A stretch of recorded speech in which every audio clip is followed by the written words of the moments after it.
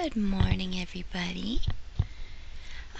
So this morning when I record a video, I'm going to do it a little bit more quieter, hopefully, than I normally would, as there's people upstairs sleeping. So I'll still try and make this clear and easy and enjoyable to watch, but maybe just a little bit quieter. And I know that this thing makes noise when I move it around too, so I'll try not to do that. Go like this. Okay. So, today's lesson is lesson 131. No one can fail who asks to reach the truth. I'm really thankful for this course lesson today, as it encompasses a lot in which I think a lot of us need to hear.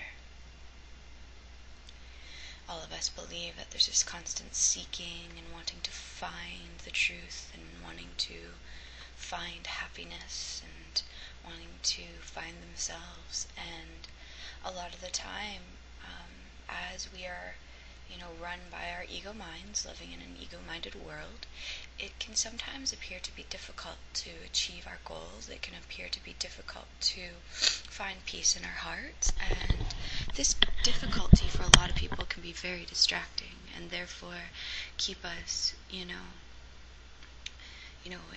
immersed in doubt and immersed in worry and confusion and all of the above.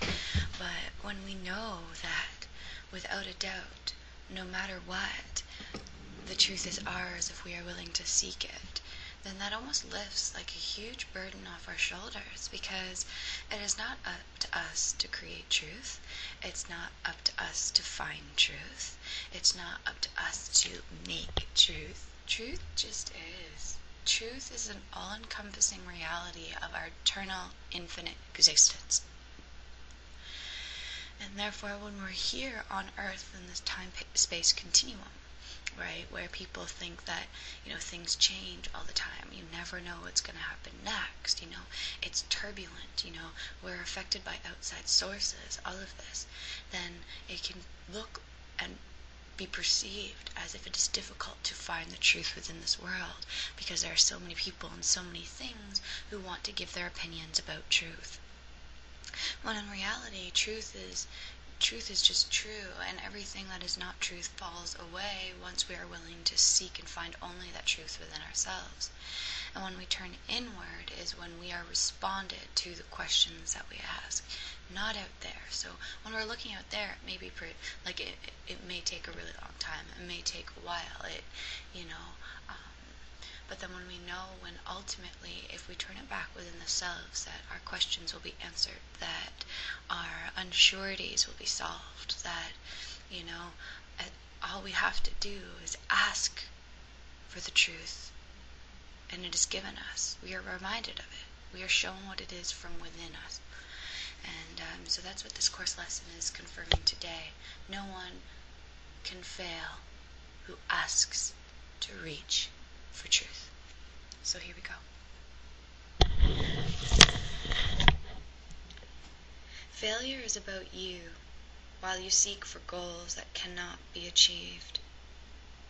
You look for permanence in the impermanent, for love where there is none, for safety in the midst of danger, immortality within the darkness of the dream of death. Who could succeed where contradiction is the setting of the searching, and the place to which he comes to find stability? This is pretty much what I was saying at the beginning, is that if we believe that it is possible to fail in seeking truth and to fail in claiming perfect peace and perfect love, then we are believing that we are this small self. We are looking outside of ourselves for these answers. We're looking outside of ourselves for safety. We're looking outside of ourselves for immortality. We're looking outside of ourselves for happiness. And that is not the place in which we shall look. That is not the place in which we will find the answers. That is not where we will find our truth. Goals which are meaningless are not attained. There is no way to reach them, for the means by which you strive for them are meaningless as they are. Who can use such senseless means and hope through them to gain in anything? Where can they lead? And what could they achieve that offers any hope of being real?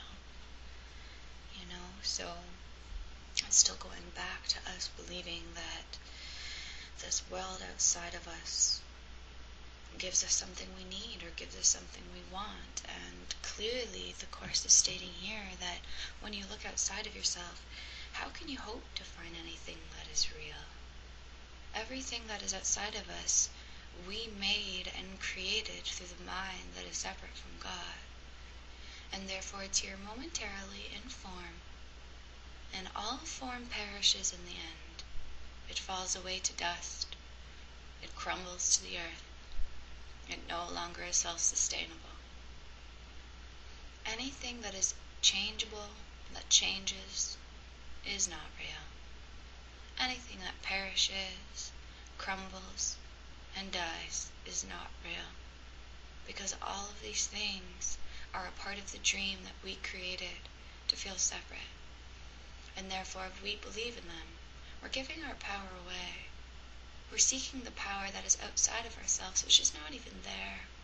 So we're looking in the wrong direction and keeping ourselves caught in unreality. Pursuit of the imagined leads to death because it is the search for nothingness. And while you seek for life, you ask for death. You look for safety and security, while in your heart you pray for danger and protection for the little dream you made.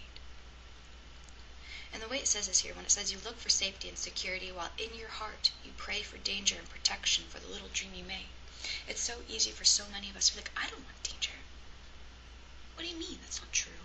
I don't hold that in my heart. What I hold in my heart is love. We can think that.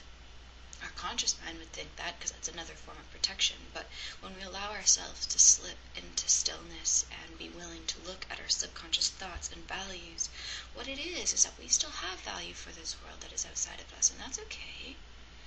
We still look to this world for truth, for reality, for our happiness, for stuff, and that's okay.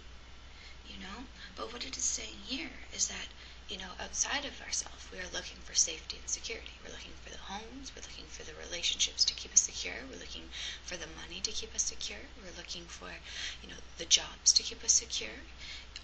All of these things, right? We've got to keep ourselves safe. We shouldn't walk outside at nighttime. We need to lock our doors, all of that safety and security. We seek that. We hold that as a goal. Right? And then because we hold that as a goal, it is meaning that we are praying for danger and protection of that danger in this world. Right? That is the subconscious thought when we are actively doing these things such as safety and security. Right? The thought that is behind that is that of danger and protection in this dream. And if this dream isn't real, and that we have the power of God within us, and that when God is within us, and we know that, and we accept that power for ourselves, then nothing can go wrong, then where's this need for protection? Why do we need to be protected? Why do we need to feel safe and secure from the outside world to do this for us when we already have the safety and security within us? It's just showing us how, right now it's a projection out there instead of being in here where it belongs. And so it says, yet searching is inevitable here. In this worthy means, searching is inevitable here. For this you came, and you will surely do the thing you came for. That's why it's okay. But the world cannot dictate the goal for which you search unless you give it power to do so. Otherwise, you still are free to choose a goal that lies beyond this world and in every worldly thought, and one which comes to you from an idea relinquished yet remembered, old yet new, an echo of a heritage forgot yet holding everything you really want. Wow.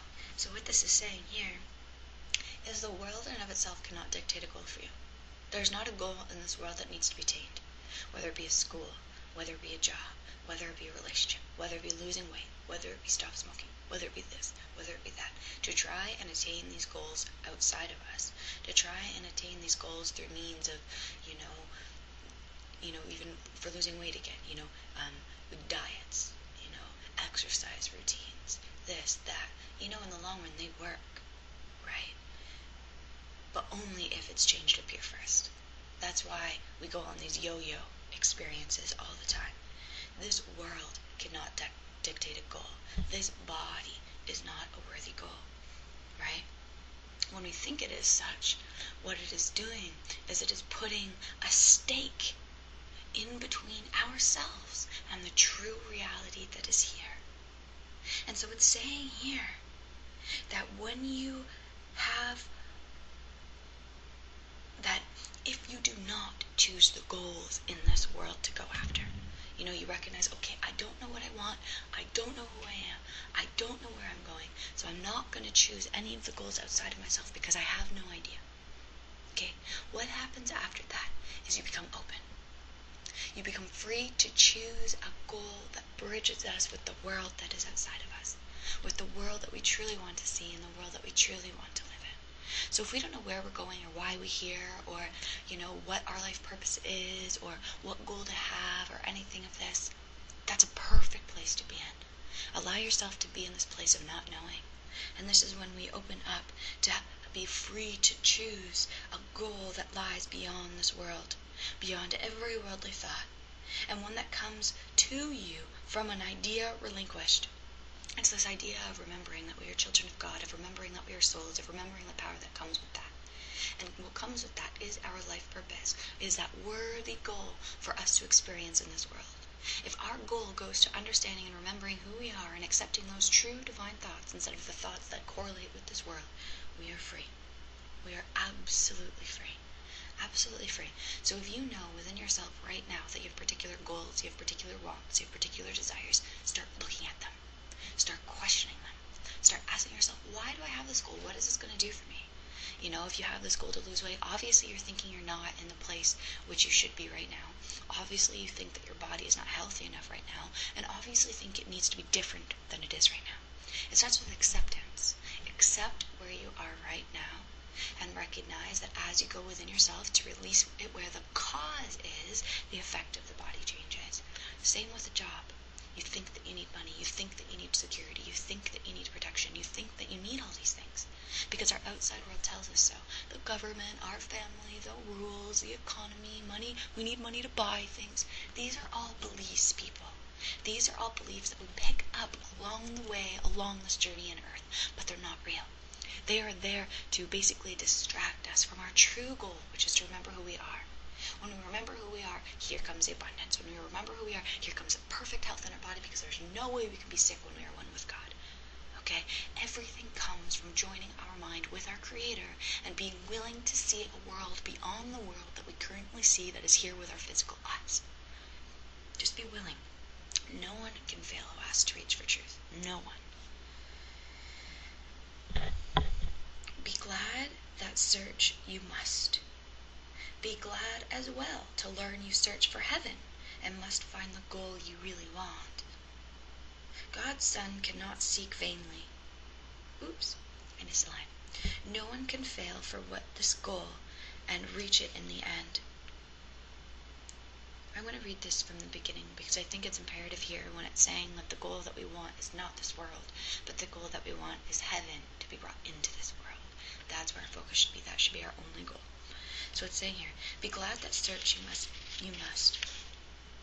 Be glad as well to learn you search for heaven, and must find the goal you really want.